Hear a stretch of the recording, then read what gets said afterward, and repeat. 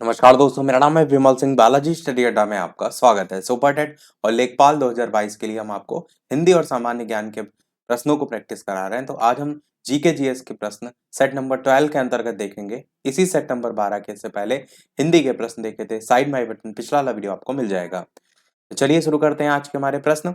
सबसे पहला प्रश्न कि जो इबोला वायरस है, जिसे हाल ही में संयुक्त राष्ट्र द्वारा संक्रामक घोषित किया गया है, इसका नाम इबोला नदी के नाम पर जो है वो रखा गया है। ये इबोला नदी जो है वो स्थित आपकी पूछा गया है कहाँ पर? एशिया में, अफ्रीका में, दक्षिणी अमेरिका में या उत्तरी अमेरिका में? बताइए इनमें से कौन सा जो है वो आपका सही होगा। तो ऑप्शन एबीसीडी में से कौन सा सही होगा? चलिए बात कर लेते हैं आंसर की। एशिया, अफ्रीका, दक्षिणी अमेरिका या उत्तरी अमेरिका में से? तो आपका ऑप्शन यहाँ पर अफ्रीका जो है वो सही होगा। जो इबोला नदी है ना, ये आपके अफ्रीका महाद्वीप के जेरे जगह है आपका। और अब देखेंगे तो कांगो जो लोकतांत्रिक गणराज्य है, वहां पर आपका आता है ये स्थान।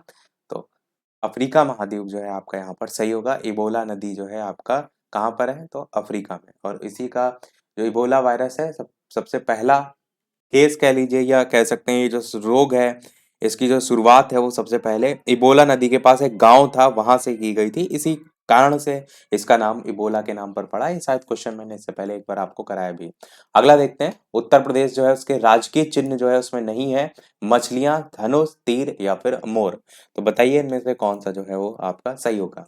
उत्तर प्रदेश का जो राजकीय चिन्ह है उसमें मछलियां, धनुष, तीर या मोर में से क्या जो है वो नहीं आता है? आंसर की बात करते हैं इन चारों में से, तो आपका ऑप्शन यहाँ पर, तो राजकीय चिन्ह अगर आपने देखा होगा तो आप आसानी से जो है वो पहचान लेंगे। चलिए पहले पिक्चर देखते हैं राजकीय चिन्ह की, उसके बाद इस आंसर की बात करते हैं। तो ये आपका राजकीय चिन्ह है उत्तर प्रदेश सरकार का। अब देखिए यहाँ पर मछलियां हैं, तो आप देख रहे हैं, हाँ मछलियां हैं। यहाँ पर तीर है, आप देखिए ये सेंटर में आपका यहाँ पर ऊपर की साइड तीर बना हुआ है। धनुष आप कहेंगे तो धनुष भी है। तीर ये आपका ये तीर है जिसको लगाकर आप दूर चलाते हैं, और धनुष आपका ये है जिसमें आप लगाते हैं। तो धनुष, मछलियां, तीर हैं तीनों। पर मोर आपका जो है यहाँ पर देखिए तो नहीं है। तो बस आंसर आपका क्या हो जाएगा? मोर। यहाँ पर जो है आंसर आपका डी वाला ऑप्शन जो है वो सही होगा, क्योंकि प्रश्न में कह रहा था कौन सा जो है वो नहीं है। आपको यहाँ पर साइड में मछलियां देखने को मिल रही हैं, और धनुष तीर में देखने को मिल रहा है।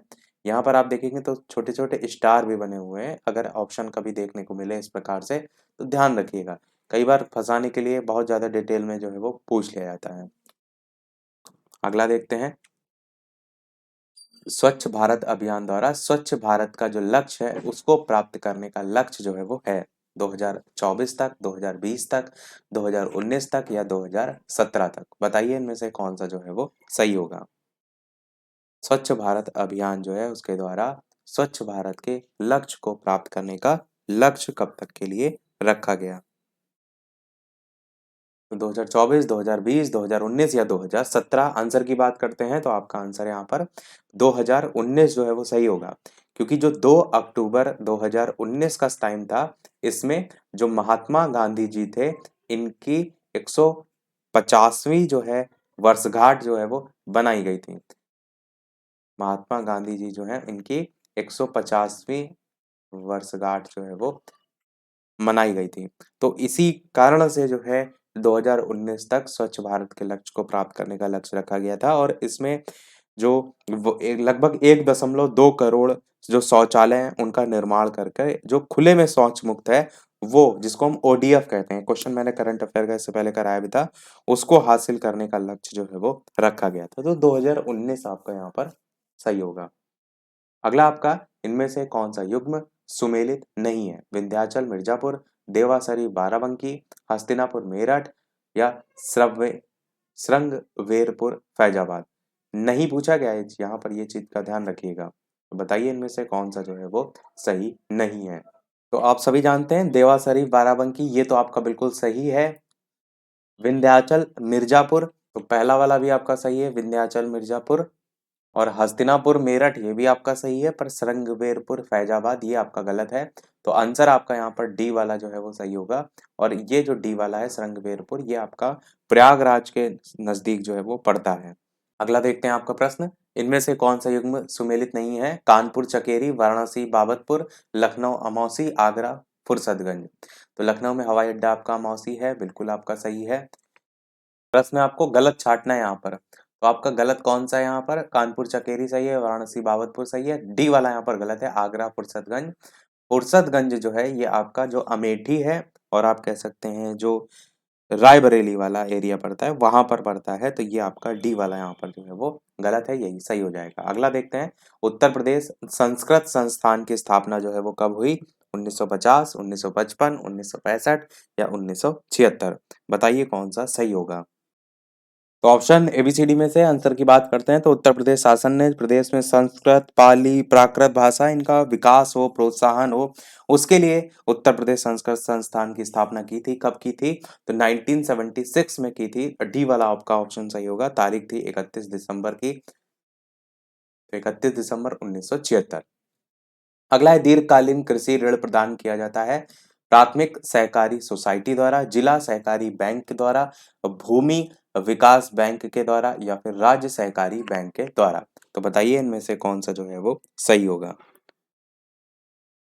आंसर की बात करते हैं इन चारों में से, तो आपका भूमि विकास बैंक जो है, इसके द्वारा किसानों को कृषि के लिए जो दीर्घकालीन कृषि ऋण है वो जो है वो उपलब्ध कराया जाता है। तो यही आपका ऑप्शन सी वाला यहाँ पर सही होगा।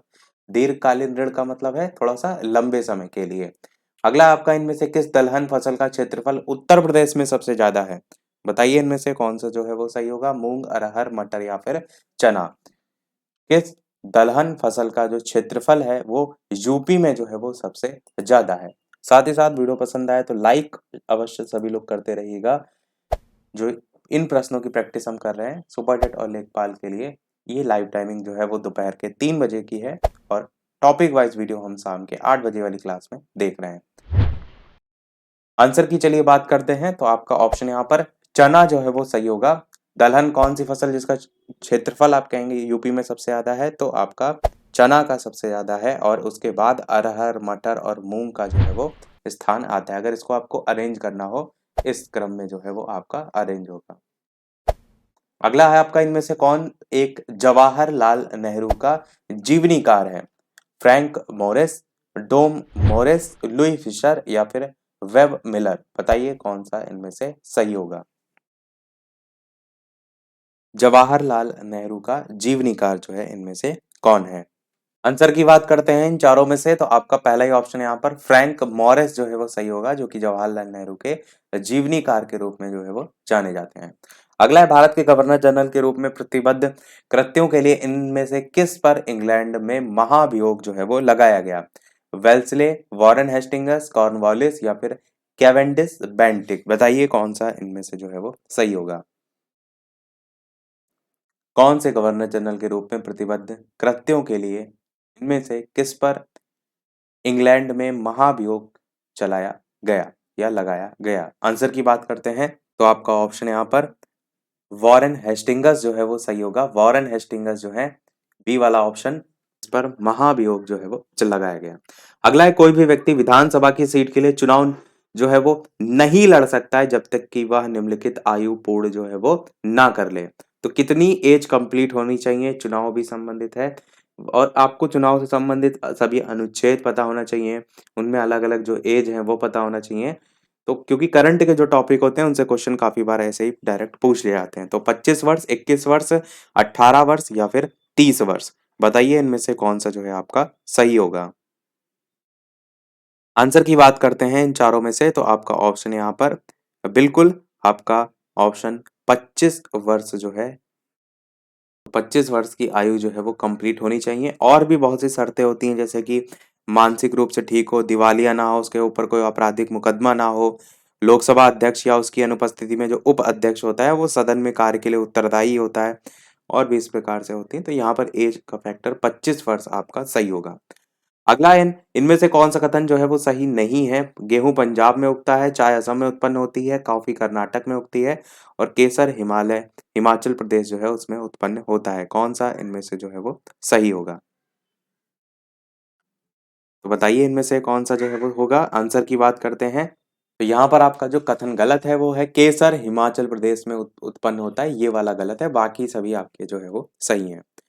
केसर अगर आप देखेंगे मुख्यतः कहाँ पर देखने को मिलता है, तो जम्मू कश्मीर जो है उसमें जब बड़ा क्षेत्र देखने को मिलता है। अगला है, सेवा कर एकत्र करने के लिए कौन उत्तरदायी जो है वो है, आपको बताना है। आयकर विभाग, डाक विभाग, या फिर डाक विभाग दो बार दे रखा है यहाँ पर, और के राज्य या केंद्र शासित प्रदेश के वाणिज्यिक कर विभाग। इस प्रकार से बताइए कौन सा इनमें से सही होगा। वैसे यहाँ पर ऑप्शन एक और मैं जोड़ रहा हूँ, वो है प्रदाता। तो वो ज्यादा आपका बेहतर होगा, क्योंकि जो सेवा कर होता है ना, वो किसी व्यक्ति को जो प्रदान की गई जो सेवाएं होती हैं उन पर लगाया जाता है। अब इस कर का भुगतान कौन करेगा, तो उसकी जिम्मेदारी स्वयं जो प्रदाता होगा वही तो करेगा।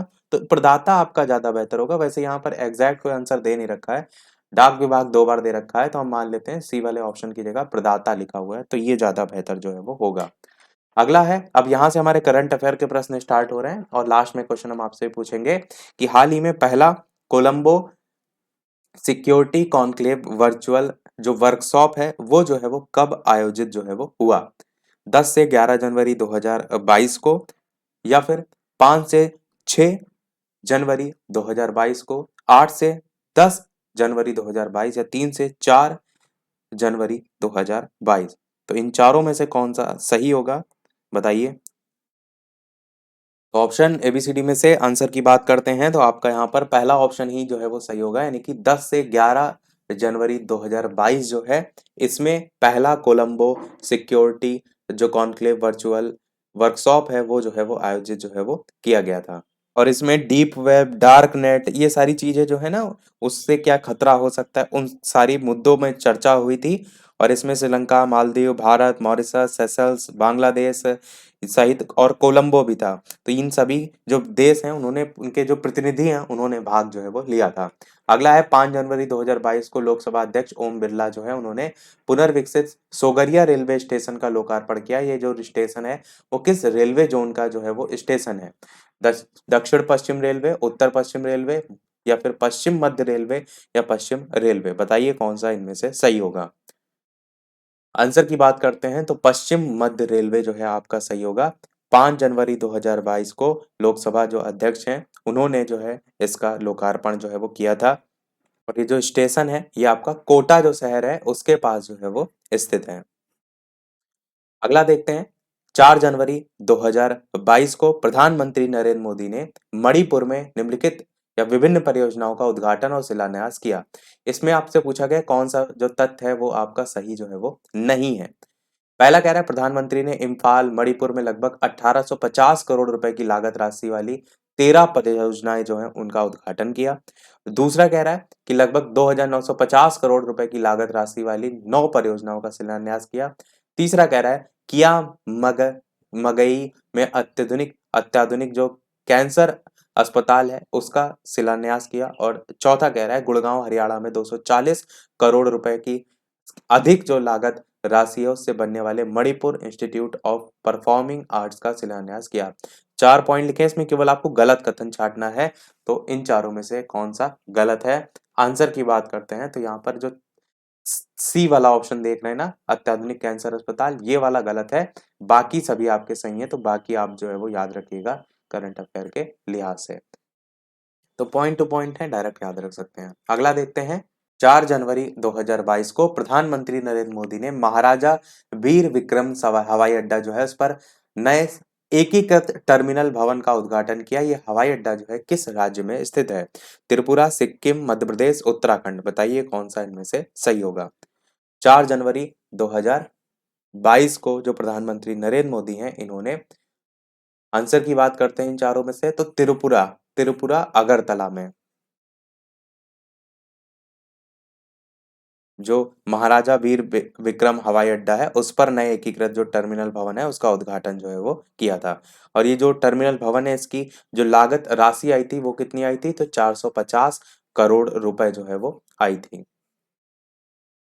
अगला और इस वीडियो का लास्ट प्रश्न देखते हैं, इसके बाद एक प्रश्न हम आपसे भी पूछेंगे।